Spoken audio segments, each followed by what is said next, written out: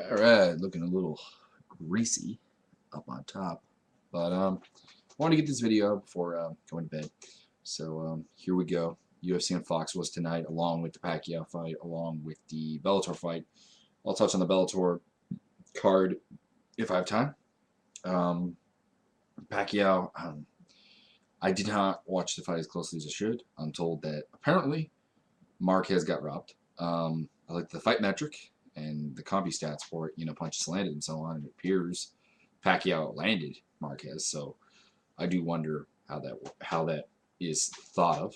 But whatever. I'd have to watch the fight more closely. Okay, first up, my thoughts on the Fox card. I thought this was a flawed concept, having just one fight, because they wanted to mirror what boxing can do. The problem with boxing is that when you get a title fight in boxing, you're pretty much, I would say, guaranteed 7 to 8 rounds of fighting that you are not guaranteed with an MMA title fight, particularly when you're doing heavyweights, because the power of a knockout is so likely. The lighter gloves, and admittedly, I'm going to play the boxing detractors here, but the general lesserness of boxing defense in MMA. Additionally, there are just more ways, more tools to end a fight.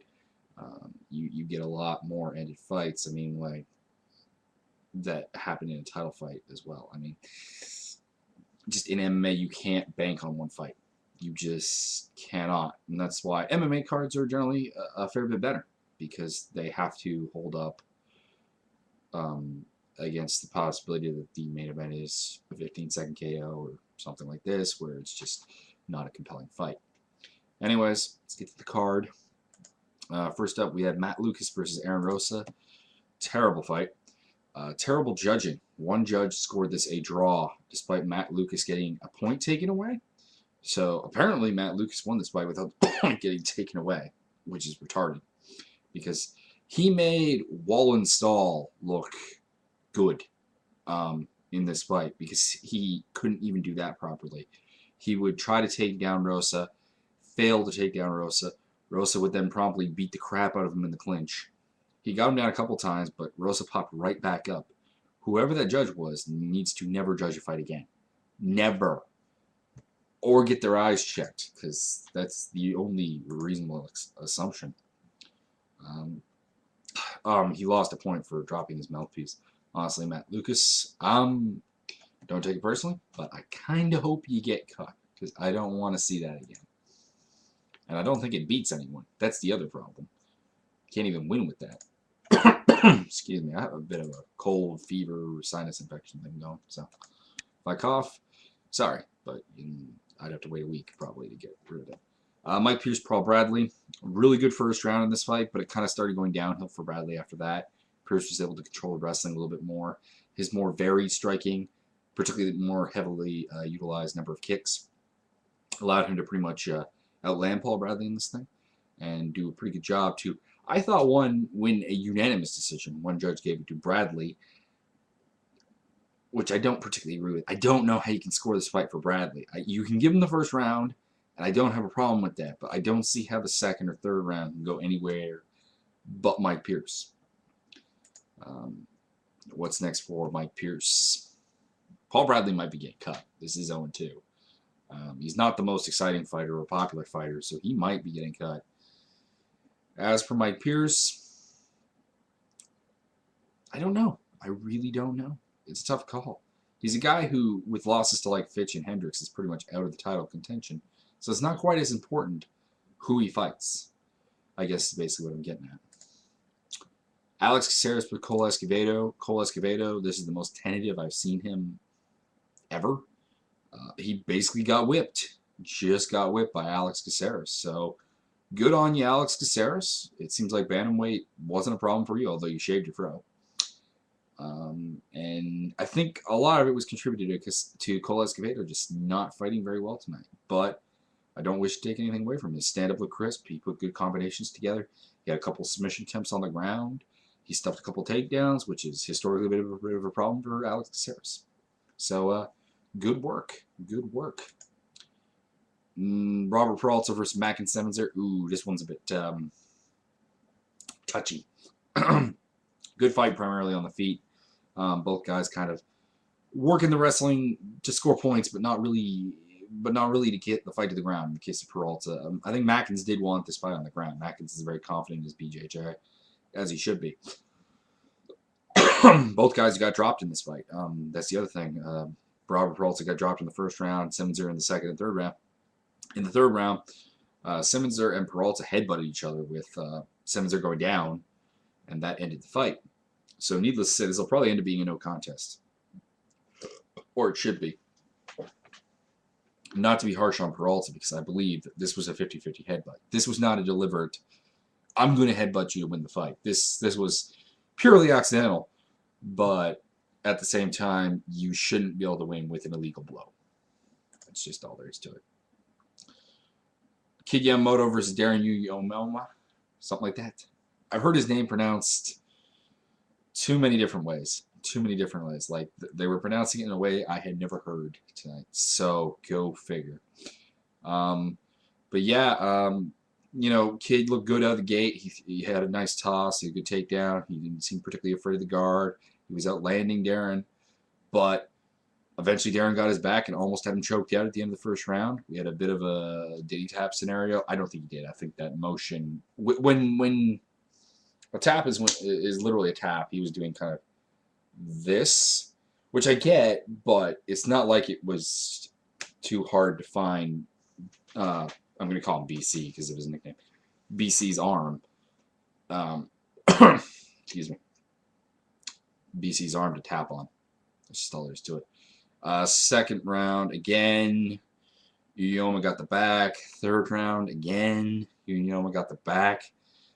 Basically, Kid's defensive wrestling is non-existent. Not non-existent, but very subpar for a guy who's a very good wrestler. And this just shows, once again, that good offensive wrestling does not equal good defensive wrestling. Not necessarily. Just like not so good offensive wrestling doesn't mean bad defensive wrestling. Go figure. Anyways, then we did Marcus Johnson, Clay Harbison. Didn't watch this fight really because I was watching the Bellator fights. Because I didn't think much of this fight. And I still don't think much of this fight. Johnson comes out there, knocks him out, earns himself another fight in the UFC, and Harbison at 1-3 now. I think. Let's see, Harbison. Pull him up real quick here. I don't want to say he's lost 3 fights in a row and find out it's 2. No, it's only 2. But 2 fights in a row to Bakaczynski and Johnson. Bye-bye. Please. Cut him. Ricardo Lamas comes to Swanson. Very good fight.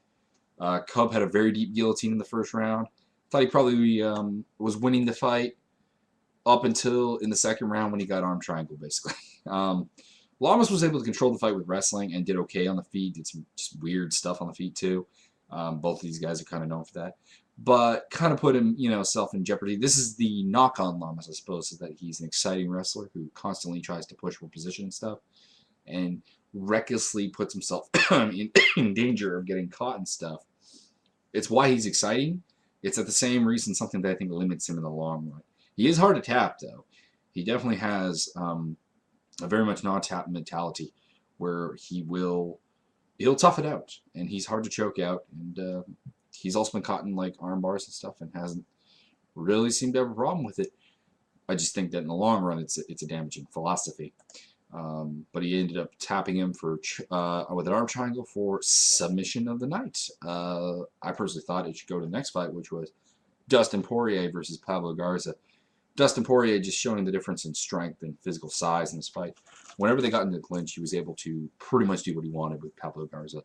And on the feet, he pretty much could do what he wanted with Pablo Garza. Ironically, though, the fight comes to an end on the ground, where they're on the ground, and Poirier locks onto a Darce choke and finishes him with that. You don't see a lot of Darce chokes, so that was nice to see. I would have probably given that the sub of the night, but Lamas' arm triangle was nice. It's nice. Either one is okay. Then we had Clay Guida versus Ben Henderson, and this was a great fight. Guida had moments where he looked like he could do something. A really deep guillotine in the third, which for the record, people need to stop trying to tap Henderson with chokes. It just doesn't seem to be possible. But he had a couple of moments on the feet where he could get a good flurry in. He could control the octagon a little bit. But there was never really a feeling that he was going to beat Henderson you know what I mean? Henderson was able to, when he wanted to, he could take Guida down. When he wanted to, he could stop Guida's takedowns. And, of course, he could outstrike Guida. And basically, he's just better at everything than Guida. And that's kind of the thing. And now he's going to get a title shot. So that's nice. We could have our first WEC and UFC historical champion, which would be cool.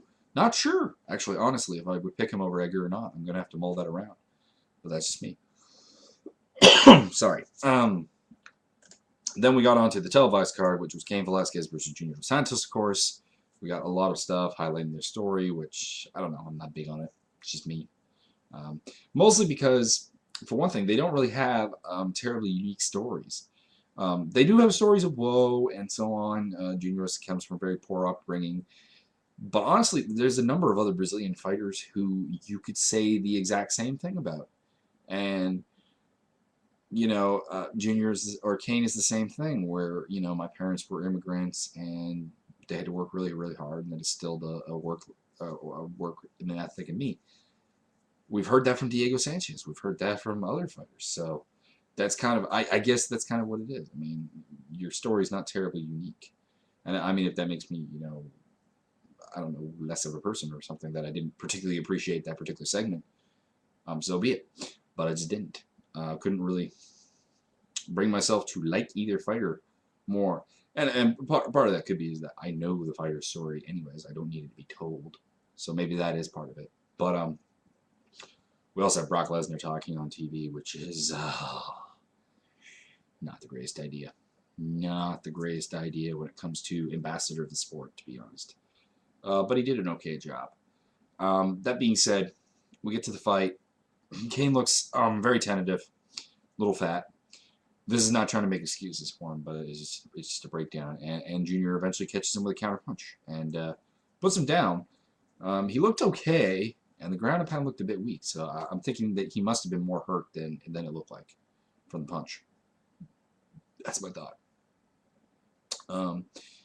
In the end, basically, you're looking. In the end, it basically was a huge letdown because we got a 64-second fight, I think. Let's see if I can get it pushed up. Yeah, 64-second fight in a 1 hour time slot. That's 1 second per minute. Slightly over 1/59th of the time was devoted to actual fighting. So that's a bit weird. Excuse me. Just quickly going to touch on Bellator because I'm going to, although I may die of coughing at that point.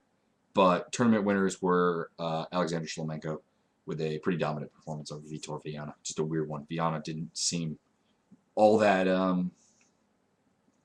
eager to take the fight down, I guess would be the word to use, which is weird. Two-time BJJ champ and kind of just getting handed on the feet by Shlemenko, as you would probably suspect if that fight was on the ground for the most part.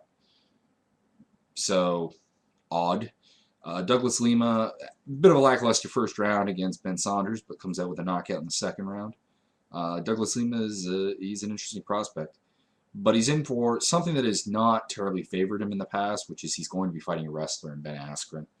And if you look at his other matches against good wrestlers like Charles Blanchard and Brett Weidman, he has lost those fights. Admittedly, he did finish Chris Lozano, who's a pretty good wrestler, but kind of a different type of wrestler, if you know what I mean, more aggressive, more oriented towards the stand-up a little bit. And Terry Martin is also a decent wrestler, but at the same time, Terry Martin is a guy with no chin. And he hasn't fought, you know, the Blanchard fight that I'm referring to and the Weidman fight. They're respectively, I think, 2 and 3 years back, but it'll be interesting to see how he handles that when it comes to getting another chest on that. See if he's come up that way with his wrestling defense in the 2 years since. Anyways, that was the Bellator, and there was a really good fight between Doug Evans and can't remember his name now. It's like Alexander Bezerre. Something like that. I don't remember how they were pronouncing it, but it was really good. Douglas Evans had a couple of slams, and it was very nice. I'm out of time, so that's all. See you when I do my UFC 139 picks.